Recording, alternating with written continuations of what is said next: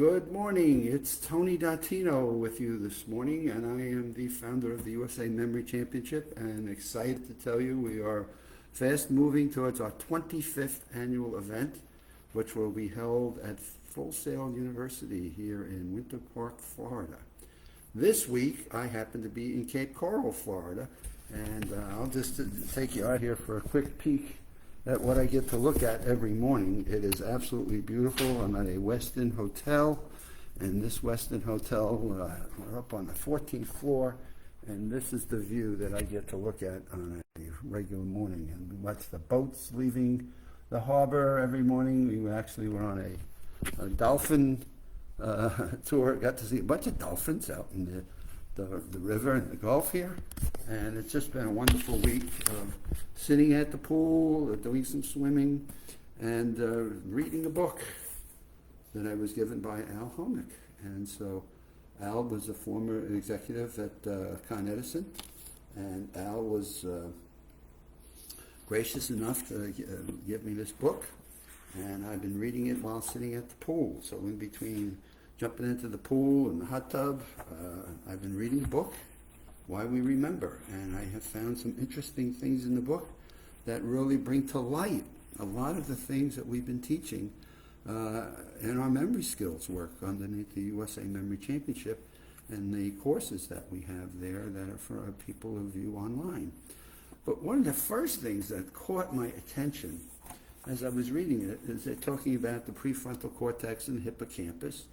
And I found this extraordinarily interesting, that it talked about the neuropsychology at a clinic that's in Evanston, and they were referred to evaluation at this clinic for Alzheimer's. And we know today that so many people are concerned about Alzheimer's, and there's a search for drugs and medications for it, and how do we reverse the effects of it, and where it shows up in brain scans, especially after people pass.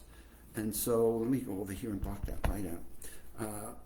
But the point of this article, or this paragraph in the book, it says, upon further examination, they found that people that were being in early evaluation, so this is early evaluation of Alzheimer's, were actually clinically depressed. It's like, whoa, wait a minute.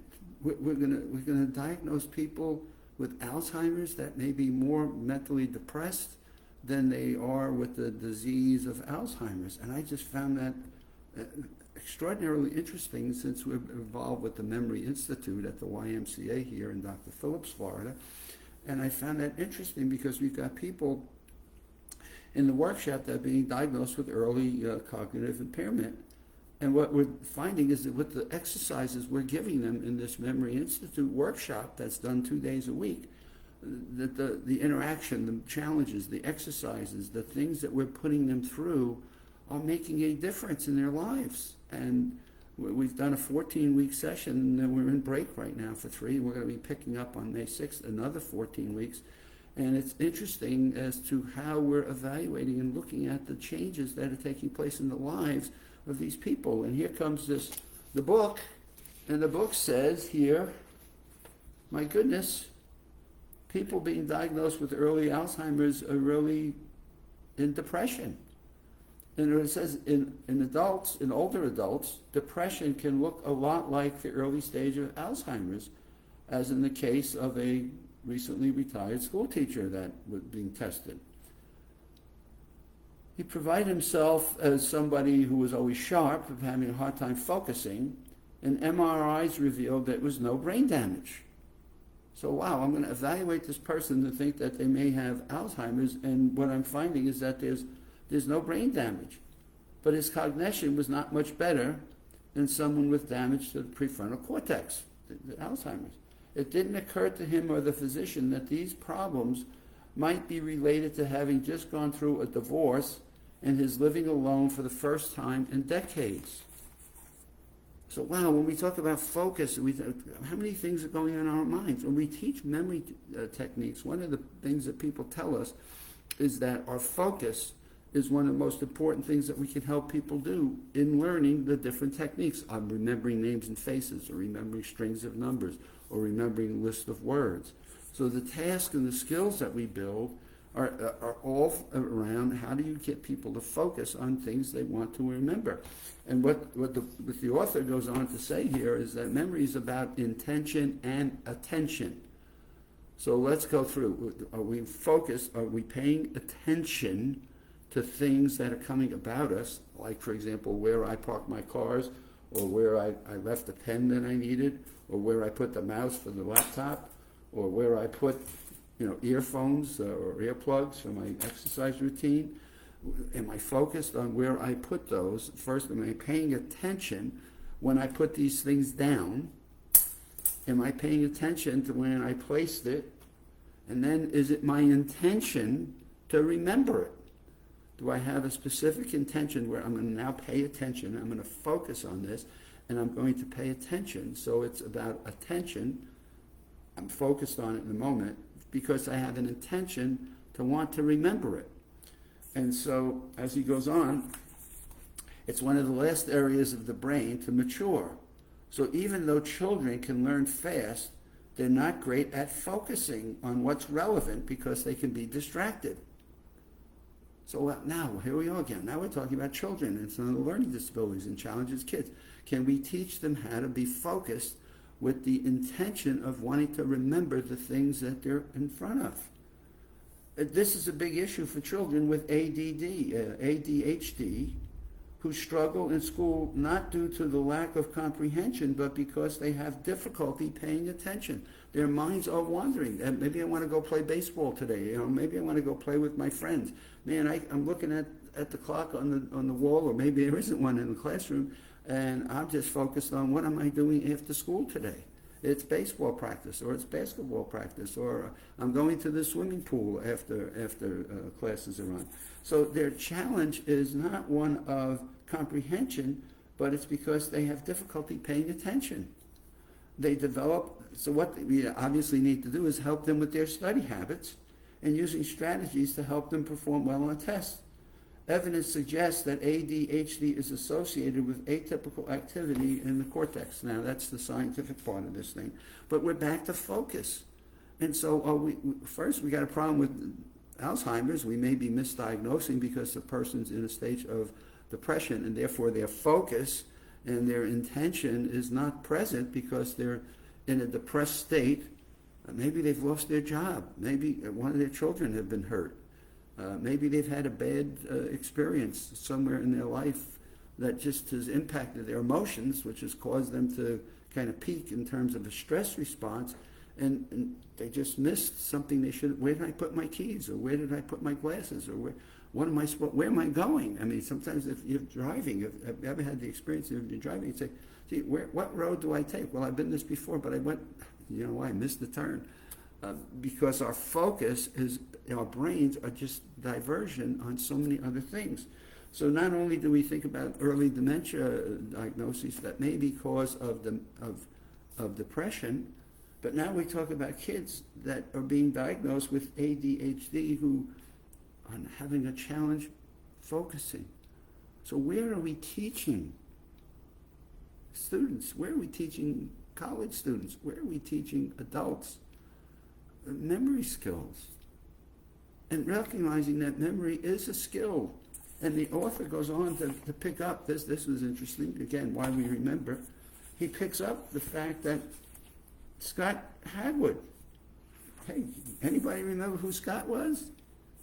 Right, Tatiana Cooley was our first 3-time winner of the USA Memory Championship, and to this date the only female that has won the championship. But here comes Scott Hagwood along after being diagnosed with thyroid cancer, was challenged by his brother to improve his memory, and comes in and wins the USA Memory Championship 4 times in a row before he retired as a 4-time winning USA Memory Champion.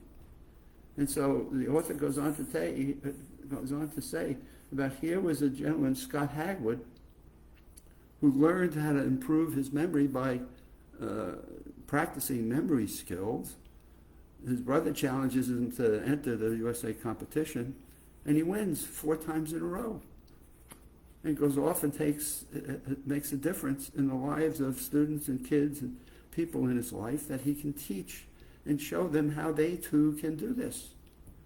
Now, what's amazing is I think of Scott as being around yesterday, and that was in years 4, 5, 6, and 7 of the USA Memory Championship, and here we are approaching year 25. And we're still working to get the message out that anyone can improve their memory. Given first the belief that you can improve.